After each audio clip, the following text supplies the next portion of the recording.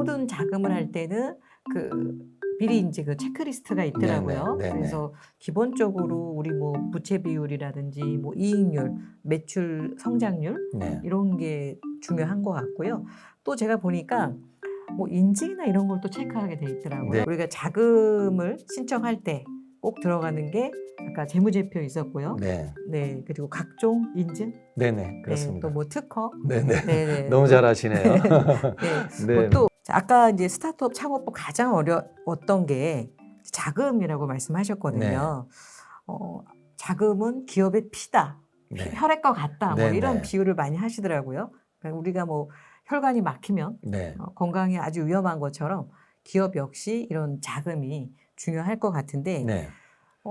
자금이 중요하다는 건 누구나 다 알아요. 네. 네, 그런데 어떤 회사는 자금이 넉넉하고 네. 어떤 회사는 빌리고 싶은데 못 빌린단 말이죠. 그러니까 저도 기업을 가면 좀 튼실한 회사들은 회장님이 그런 말씀하세요. 은행에서 맨날 자금 빌려가래. 근데 나는 필요가 없어. 네. 이렇게 말씀하시는 반면 어떻게든 자금을 좀 더 빌리려고 하는데 네. 이 어떤 차이 때문에 은행에서 제발 좀 돈 좀 가져가세요. 네. 이런 회사도 있고 은행이 좀 가면 안 빌려주는 회사도 있고 어떤 차이일까요? 네, 이런 것 같습니다. 만약에 자금을 조달 이렇게 표현하지 않습니까? 자금 조달의 어떤 결정력의 차이는 마치 우리가 학창 시절에 학교를 진학을 할 때, 뭐 대입을 한다든가 할 때, 그냥 말하자면 대학교를 가는 거를 날밤 새워서 할 수는 없지 않습니까?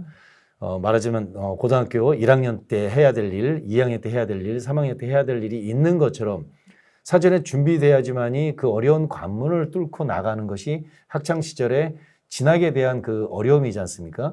하물며 기업은 더 높은 장벽이 존재하는데 많은 대표님들이 자금난의 어려움을 호소하는 대표님들의 대부분은 어떠한 문제가 발등에 떨어졌을 때 급한 일부터 처리한다는 거죠. 그런 것이 가장 큰 어려움인 것 같습니다.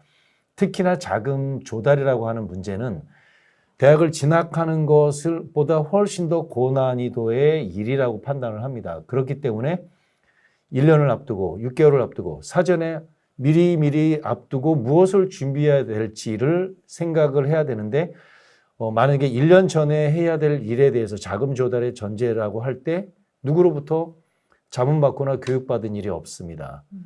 그래서 자금 조달하기 6개월 전에, 자금 조달하기 1년 전에 해야 될 일들에 대해서는 오히려 전문가의 코치 조언을 받고 기초 체력을 만드는 일, 기술력을 만드는 일, 재무제표를 어떻게 만드는 일은 닥쳐서 할 수 없지 않습니까? 예를 든다면 12월이 마감되고 이미 국세청에 재무제표를 신고하고 난 다음에 돌이켜서 재무제표를 뜯어 고칠 수 없듯이 어떤 일이든지 벌어지고 난 다음에 뭔가를 하는 것보다는 벌어지기 전에 미리부터 12월이 되면 결산 사전 전략이라는 게 있지 않습니까? 혹시 결산이 전략이라는 이야기가 있습니다. 혹시 대표님 결산을 전략적으로 미리 하시든가요? 그렇게 하시는 것이 좋습니다. 기업의 체력도 금방 만들어지는 것이 아니기 때문에 미리 하시는 것을 추천드립니다. 어떻게 미리 준비해야 되냐라고 하는 구체적인 플랜에는 별도의 시간을 두고 이야기를 드리겠지만 자금 조달은 무엇보다도 미리부터 준비하는 것들을 반드시 권해드립니다. 네, 지금이 이제 10월, 11월이잖아요. 네. 그래서 이제 결산을 다들 준비하고 계실 텐데 네. 법인 결산이 이제 3월까지 신고를 하다 보니 대표님들이 좀 안일하게 네. 세무사님이 알아서 잘 해주시겠지라고 생각을 하실 수 있어요. 네. 그런데 이 법인의 결산은 어느 측면에서 보냐에 따라서 이렇게 하는 게 좋을 수도 있고 네. 또 B 플랜으로 가는 게 좋을 수도 있거든요. 네. 뭐 단적으로 말씀을 드리자면 그냥 법인세만 적게 내려면 네. 많은 비용을 쓰게 되면 법인세를 적게 내시겠죠. 그래서 대표님 중에서는 연말에 우리가 이제 법인세 많이 낼 것 같으니까 이것에 대해서 많은 비용을 쓰시는 네. 대표님들이 있으세요. 미리 뭐 내년에 쓸 것도 좀 오래 쓰고 네네. 그러면 법인세 측면에서는 그게 맞는 솔루션일지 모르겠지만 네. 이렇게 자금을 받아야 될 회사라든지 또 신용평가가 중요한 회사 같은 경우에는 재무제표상의 이익률이라는 게 중요하거든요. 네네. 그래서 그런 측면에서는 우리가 어느 정도의 이익을 좀 가져가 줘야 되는 네. 그런 상황이 발생할 수 있습니다. 네. 그래서 대표님들이 단적인 측면으로 결산을 하실 게 아니라 우리 회사의 이제 앞으로 하실 계획에 따라서 결산을 하실 게 필요할 것 같고요.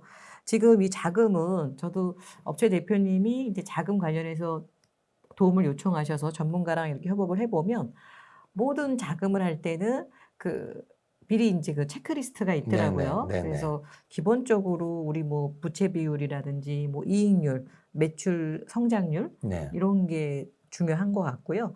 또 제가 보니까 뭐 인증이나 이런 걸 또 체크하게 돼 있더라고요. 네, 뭐 그렇습니다. 특허 이런 네, 부분들. 네, 네, 그래서 돈을 빌려준데 이게 왜 필요할까? 네, 네, 이렇게 생각을 해봤는데 빌려주는 사람 입장에서 본다면 이 사람이 지금은 이제 이 정도의 재력이지만 앞으로 돈을 잘 벌 사람인지 못 벌 사람인지 이런 걸 체크하는 것 같아요. 네, 맞습니다. 네. 네, 그래서 우리가 자금을 신청할 때 꼭 들어가는 게 아까 재무제표 있었고요. 네, 네, 그리고 각종 인증, 네, 네, 네, 그렇습니다. 또 뭐 특허, 네, 네, 네, 네, 너무 또 잘 아시네요. 네, 네, 뭐 또 요런 거 외에도 다른 네, 이렇게 보시면 되죠. 네. 만약에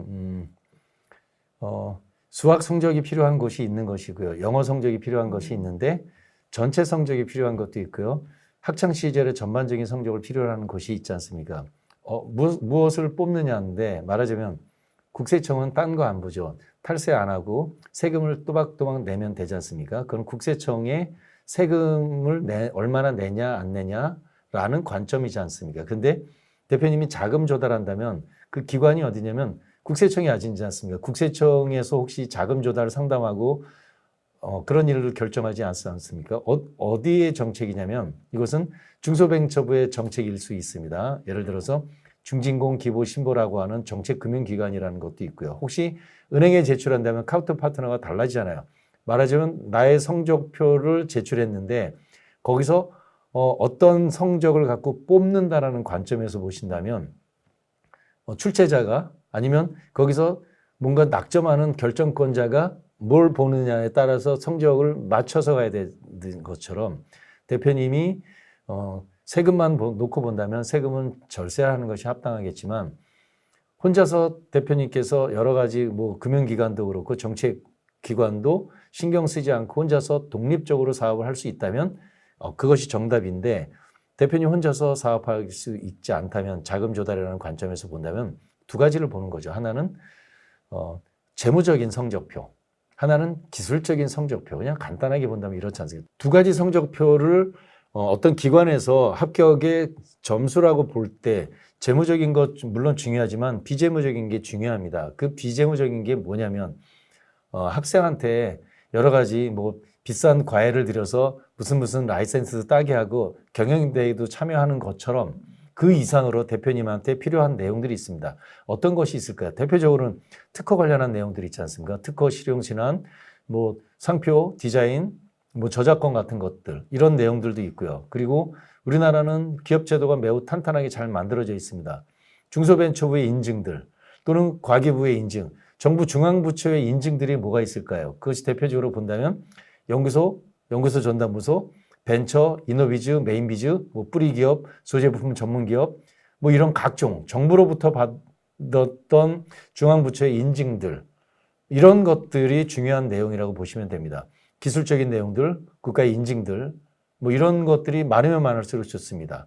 이런 것들을 잘 준비하는데 그것이 하루아침에 준비되지 않잖아요. 어떤 거라 하더라도 아무리 못해도 한 달, 어떤 건 두 달, 세 달, 6개월이 걸리는 인증도 있기 때문에 그래서 재무적으로 잘 자금을 조달하시려면 재무제표도 이 4분기 때 11월, 12월에 미리 사전 결산을 통해서 잘 만들어야 되는 것처럼 기술적인 내용들도 미리미리 잘 준비하시는 것이 매우 좋습니다. 그 두 가지가 합쳐졌을 때 관계기관의 심사위원은 낙점할 수 있다는 거죠. 네. 네. 그러니까 기업에도 뭐 엄친 딸이 있네요. 네. 좋은 것 같습니다. 네. 딱 맞는 것 같습니다. 우리가 이제 좋은 학교에 가려면 네.